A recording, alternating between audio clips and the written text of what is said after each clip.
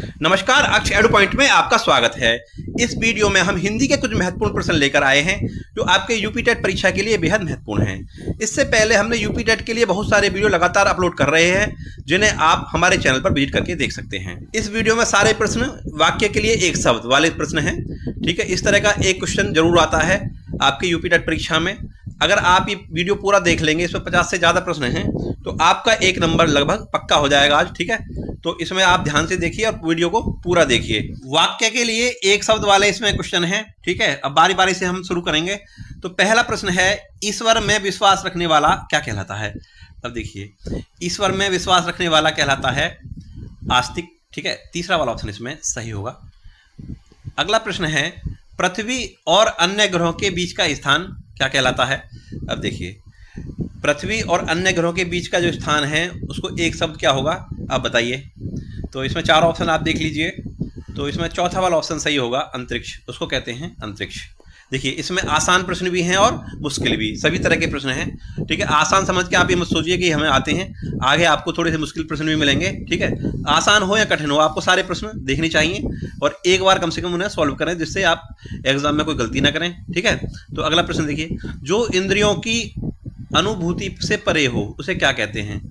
तो जो इंद्रियों की अनुभूति से परे हो उसे कहते हैं, ऑप्शन इसमें ख सही है, इंद्रियातीत। क्या बोलते हैं? इंद्रियातीत। ख वाला ऑप्शन इसमें सही होगा। अगला प्रश्न है, ईश्वर में विश्वास नहीं रखने वाला क्या कहलाता है? तो ईश्वर में विश्वास नहीं रखने वाला कहलाता है नास्तिक। दूसरा वाला ऑप्शन इसमें सही होगा। प्राथमिक स्तर पर कविता शिक्षण की प्रणाली है। तो प्राथमिक स्तर पर जो कविता शिक्षण की प्रणाली होती है वो गीत के रूप में होनी चाहिए, जिससे बच्चों को इंटरेस्टेड लगे और बच्चे उसको ध्यान से पढ़ें। ठीक है, तो इसमें पहला वाला ऑप्शन सही होगा, गीत। प्राथमिक स्तर पर गीत कविता शिक्षण की प्रणाली होनी चाहिए। जिसके पास कुछ भी ना हो उसे क्या कहते हैं? अब देखिए, जिसके पास कुछ भी ना हो, तो इसमें आप ऑप्शन देख लीजिए चारों। तो पहला वाला जो ऑप्शन है अंकिचन, अंकिचन ये उसको कहते हैं जिसके पास कुछ भी ना हो। क्या बोलते हैं? अंकिचन। ठीक है, पहला वाला ऑप्शन इसमें सही होगा। नेक्स्ट, जो स्वयं पैदा हुआ हो उसे क्या कहते हैं? देखिए, 4 ऑप्शन आप देख लीजिए। तो इसमें आपका तीसरा वाला ऑप्शन सही होगा, स्वयंभू। ठीक है, जो स्वयं पैदा हुआ हो उसे स्वयंभू कहते हैं। नेक्स्ट, अगला प्रश्न है, जिसे दंड का भय ना हो उसे क्या कहते हैं? तो देखिए, पहला ऑप्शन है कर्मठ, उद्दंड, दंड पाना, अंतर्यामी। तो जिसे दंड का भय ना हो उसे कहते हैं उद्दंड। दूसरा वाला ऑप्शन इसमें सही होगा। भिन्न जाति के माता पिता की संतान क्या कहलाती है? तो देखिए, पहला ऑप्शन वर्णशंकर, नवजात, मर्मांतक और अपलक। ठीक है, तो इसमें देखिए पहला वाला ऑप्शन सही होगा, वर्णशंकर। भिन्न जाति के माता पिता की संतान को कहते हैं वर्णशंकर। अगला प्रश्न है, आंख के सामने। ठीक है, इसका एक शब्द क्या होगा आंख के सामने? तो इसे देख लीजिए आप। इसमें आपका ऑप्शन दूसरा सही होगा, प्रत्यक्ष। ठीक है, ये वाला। नेक्स्ट, अगला प्रश्न है, अंदर की बात जानने वाले को क्या कहते हैं?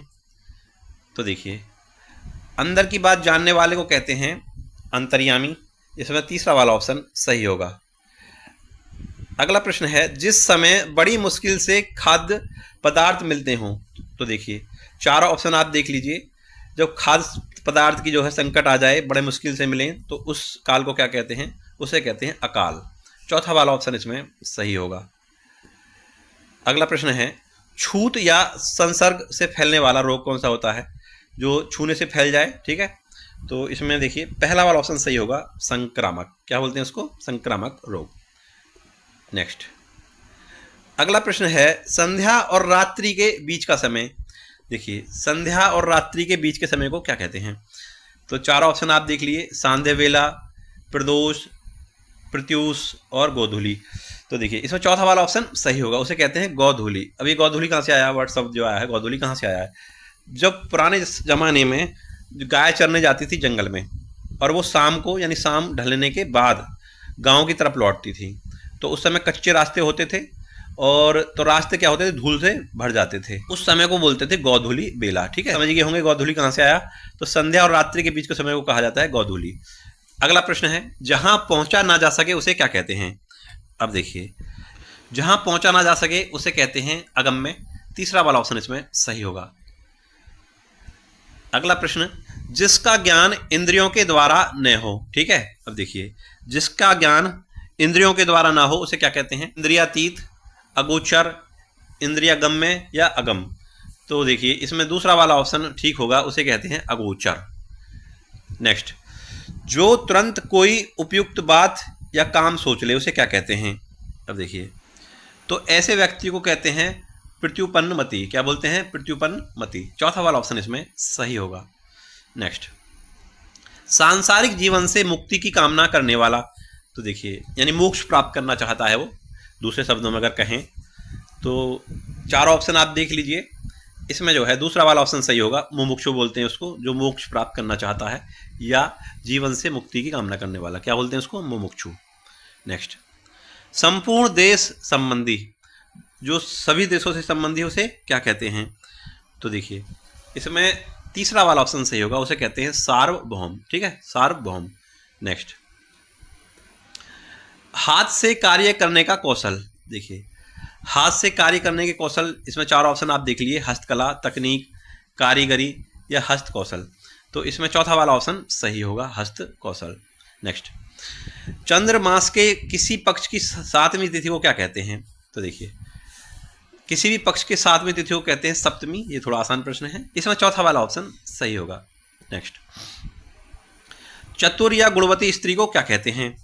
तो देखिए, चतुर या गुणवती स्त्री को कहते हैं सुविधा। ठीक है, इसमें ऑप्शन दूसरा वाला सही होगा, ये वाला। नेक्स्ट, हरे भरे पेड़ों का विस्तार क्या कहलाता है? तो देखिए, हरे भरे पेड़ों का विस्तार कहलाता है हरितमा।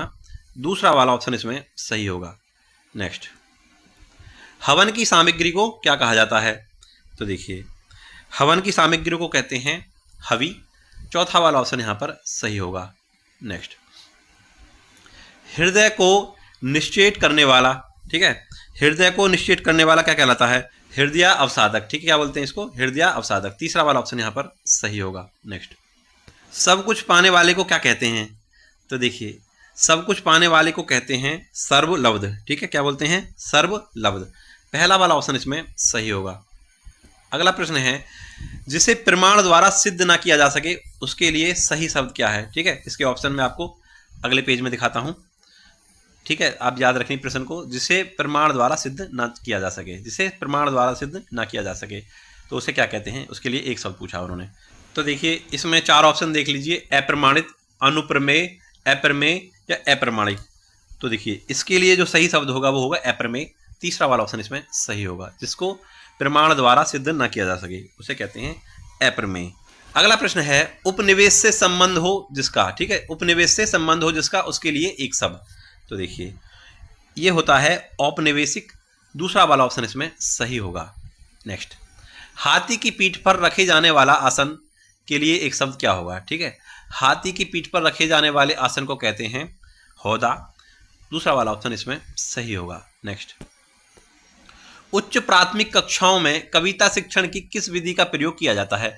अब देखिए, पहले जो क्वेश्चन आया था उसमें प्राथमिक स्तर की कक्षाओं के लिए पूछा था और उसमें सही उत्तर था गीत। ठीक है, तो गीत तो इसमें ऑप्शन में भी नहीं है। तो इसमें देखिए, उच्च प्राथमिक कक्षाओं में कविता शिक्षण की जो विधि है वो व्याख्या विधि सही है। ठीक है, ये बात, इसमें तीसरा वाला ऑप्शन सही होगा, व्याख्या विधि। नेक्स्ट, गिरा हुआ के लिए एक शब्द क्या होगा? तो गिरा हुआ के लिए एक शब्द होगा पतित। पहला वाला ऑप्शन इसमें सही है। नेक्स्ट, उत्तराधिकार से प्राप्त संपत्ति के लिए एक शब्द बताइए।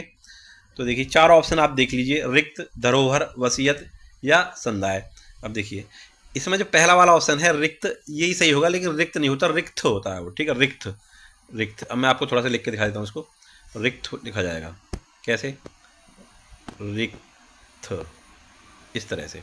ठीक है, ये मिसप्रिंट हो गया होगा। रिक्त, या क्या बोलते हैं इसको? विरासत में, विरासत कह सकते हैं। ठीक है, विरासत या रिक्त। विरासत ऑप्शन में नहीं है, तो पहला वाला ऑप्शन यहाँ पर सही होगा। नेक्स्ट, निम्नलिखित वाक्य खंडों में से एक के लिए प्रयुक्त होने वाला शब्द स्वयंसेवक। अब देखिए, स्वयंसेवक किसको कहते हैं? ठीक है, तो इसमें आप चारों ऑप्शन आप देख लीजिए। तो इसमें जो है आपका तीसरा वाला ऑप्शन सही होगा, अपनी इच्छा से दूसरों की सेवा करना। क्या कहते हैं उसको? स्वयं सेवक। ठीक है, अब देखिए आगे बढ़ें। अगला प्रश्न है, अपना उद्देश्य पूर्ण होने पर संतुष्ट ऐसे व्यक्ति के लिए एक शब्द बताइए। जो अपना उद्देश्य पूर्ण हो जाए और उसके बाद क्या हो जाए, संतुष्ट हो जाए, तो उसको बोलते हैं कृतार्थ। चौथा वाला ऑप्शन इसमें सही होगा। नेक्स्ट, नियम विरुद्ध असामाजिक कार्य करने वालों की सूची के लिए एक शब्द क्या होगा? तो देखिए 4 ऑप्शन आप देख लीजिए इसमें, तो इसमें जो दूसरा वाला ऑप्शन सही होगा, काली सूची बोलते हैं उसको। नेक्स्ट, गुरु के समीप रहकर शिक्षा ग्रहण करने वाले के लिए एक शब्द। अब देखिए, जो गुरु के करीब रह करके शिक्षा ग्रहण करता है उसे कहते हैं अंतेवासी। तीसरा वाला ऑप्शन इसमें सही होगा, ये वाला। जो आंखों के सामने घटित न हो उसे क्या कहते हैं? अब देखिए, जो आंखों के सामने घटित न हो उसे कहते हैं परोक्ष। तीसरा वाला ऑप्शन इसमें सही होगा। नेक्स्ट, चैत और बैसाख के महीने को क्या कहते हैं? तो देखिए 4 ऑप्शन आप देख लीजिए। चैत और बैसाख हिंदी के महीने आप जानते ही होंगे, तो इसमें उसको कहते हैं मधुमास। पहला वाला ऑप्शन इसमें सही होगा। जिसकी गर्दन सुंदर हो उसे क्या कहते हैं? जिसकी गर्दन सुंदर हो उसको कहते हैं सुग्रीव। तीसरा वाला ऑप्शन इसमें सही होगा। नेक्स्ट, जो काम न करना चाहे उसे क्या कहते हैं? अब देखिए, जो काम न करना चाहे उसे कहते हैं अकर्मण्य। ठीक है, तीसरा वाला ऑप्शन इसमें सही होगा, गए, ये वाला, अकर्मण्य। जिसको प्रसन्न करना कठिन हो उसे क्या कहते हैं? तो देखिए, जिसको प्रसन्न करना कठिन हो उसे कहते हैं, उसे बोलते हैं दुराराध्य। तीसरा वाला ऑप्शन इसमें सही होगा, जिसको प्रसन्न करना कठिन हो, क्या बोलते हैं उसको? दुराराध्य। वह बालक जिसे गोद लिया गया हो उसे क्या कहते हैं? तो ये थोड़ा आसान प्रश्न है, उसको कहते हैं दत्तक। ठीक है, दत्तक पुत्र या दत्तक पुत्री, गोद लिए हो पुत्र या पुत्री को बोलते हैं दत्तक। ठीक है, ये। जिसे न देख सके, न सुन सके और न छू सके उसे क्या कहते हैं? तो देखिए, जिसे न देख सके, न सुन सके और न छू सके उसे कहते हैं अगोचर। चौथा वाला ऑप्शन इसमें सही होगा। जिसका इलाज ना हो सके उसे क्या कहते हैं? तो देखिए, जिसका इलाज ना हो सके उसे बोलते हैं असाध्य। पहला वाला ऑप्शन सही होगा। जो धन को व्यर्थ करता हो उसे क्या कहते हैं? तो देखिए, जो धन को व्यर्थ करता हो उसे कहते हैं, तो देखिए उसे कहते हैं अपव्ययी। क्या बोलते हैं? अपव्ययी। चौथा वाला ऑप्शन इसमें सही होगा। अर्धरात्रि का समय क्या कहलाता है? तो देखिए, अर्धरात्रि का जो समय है उसे कहते हैं निशीथ बोलते हैं उसको। पहला वाला ऑप्शन इसमें सही होगा। जो कम बोलता हो उसे क्या कहते हैं? तो देखिए, जो कम बोलता हो उसे कहते हैं अल्पभाषी। तीसरा वाला ऑप्शन यहाँ पर सही होगा, क्या बोलते हैं उसको? अल्पभाषी, ये वाला। नेक्स्ट, खाद्य सामग्री जो यात्रा के समय रास्ते में उपभोग के लिए दी जाती है उसे क्या कहते हैं? तो देखिए, ऐसी खाद्य सामग्री को बोलते हैं पाथे। तीसरा वाला ऑप्शन इसमें सही होगा, क्या बोलते हैं? पाथे, जो रास्ते में खाने के लिए दी जाती है, ये वाली। ठीक है, क्या बोलते हैं इसको? पाथे। जिसका कोई शत्रु ना हो उसे क्या कहते हैं? अब देखिए, 4 ऑप्शन आप देख लीजिए इसमें जो दूसरा वाला ऑप्शन है वो सही होगा। हालांकि यहाँ पर मिसप्रिंट हुआ है, ये अज्ञात शत्रु लिखा है। अज्ञात शत्रु नहीं होता, ये अजात शत्रु होना चाहिए था। क्या होना चाहिए था? अजात शत्रु। ठीक है, यहाँ पर ये वाला ऑप्शन सही होगा, ये थोड़ा सा मिसप्रिंट है। अज्ञात शत्रु की जगह क्या होता है? अजात शत्रु। जिसके पास कुछ ना हो उसके लिए उपयुक्त शब्द। अब देखिए, ये पहला प्रश्न आ चुका है, दोबारा इसमें आ गया है, तो उसे बोलते हैं अंकिचन। ठीक है, क्या बोलते हैं? अंकिचन। दूसरा वाला ऑप्शन इसमें सही होगा। जिसे बुलाया ना गया हो वाक्यांश के लिए प्रयुक्त होने वाला शब्द है। अब देखिए, इसके लिए होगा अनाहुत। तीसरा वाला ऑप्शन सही होगा, क्या बोलते हैं? अनाहुत। नेक्स्ट, रंगमंच के पर्दे के पीछे का स्थान को क्या कहा जाता है? अब देखिए, रंगमंच के पर्दे के पीछे को स्थान को कहते हैं नेपथ्य। दूसरा वाला ऑप्शन इसमें सही होगा। पेट की अग्नि के लिए शुद्ध शब्द है। अब देखिए, पेट की अग्नि को क्या कहते हैं? उसको कहते हैं जठराग्नि। तीसरा वाला ऑप्शन इसमें सही होगा। नेक्स्ट, दिशाएं ही जिनका वस्त्र हो उन्हें कहा जाता है। दिशाएं ही जिनका वस्त्र हो मतलब वो बिना कपड़ों के रहते हैं, तो उनको दिगंबर बोलते हैं वैसे। ठीक है, क्या बोलते हैं? दिगंबर। जैन धर्म में पाए जाते हैं लोग। तीसरा वाला ऑप्शन इसमें सही होगा। हवन में जलाने वाली लकड़ी के लिए एक शब्द। ठीक है, अब क्या कहते हैं उसको? तो हवन में जलाने वाली लकड़ी को कहते हैं समीधा। चौथा वाला ऑप्शन इसमें सही होगा। अगला प्रश्न है, जिसका जन्म कन्या के गर्भ से हुआ हो, तो देखिए, तो उसे कहते हैं कानीन। ठीक है, दूसरा वाला ऑप्शन इसमें सही होगा। अगला प्रश्न है, तुरंत संतुष्ट होने वाला, जो तुरंत खुश हो जाए या संतुष्ट हो जाए उसे कहते हैं आशुतोष। ठीक है, चौथा वाला ऑप्शन इसमें सही होगा। और आज की क्लास का अंतिम प्रश्न, जो सब जगह विद्यमान हो उसे क्या कहते हैं? जो सब जगह विद्यमान हो उसे कहते हैं सर्वव्याप्त। ठीक है, तीसरा वाला ऑप्शन इसमें सही होगा। तो ये थी आज की क्लास आपको कैसी लगी इसके बारे में आप हमें कमेंट बॉक्स में जरूर बताएं। वीडियो अगर आपको अच्छी लगी तो वीडियो को लाइक करें, चैनल को सब्सक्राइब करें। मिलते हैं अगली वीडियो में, तब तक के लिए नमस्कार।